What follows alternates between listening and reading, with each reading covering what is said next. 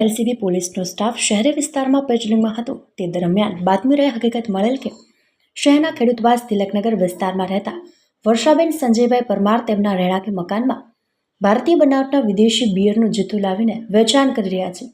જે બાતમી આધારે બાતમીવાળી જગ્યા પર તપાસ કરતા વર્ષાબેનના રહેણાંકી મકાનમાંથી 24 ટીન બિયરના મળી આવતા જેની કિંમત ₹3240 ગણીને કબજામાં લઈ વધુ કાર્યવાહી હાથ ધરી હતી। જ્યારે રેડ દરમિયાન વર્ષાબેન હાજર મળી આવ્યા ન હતા।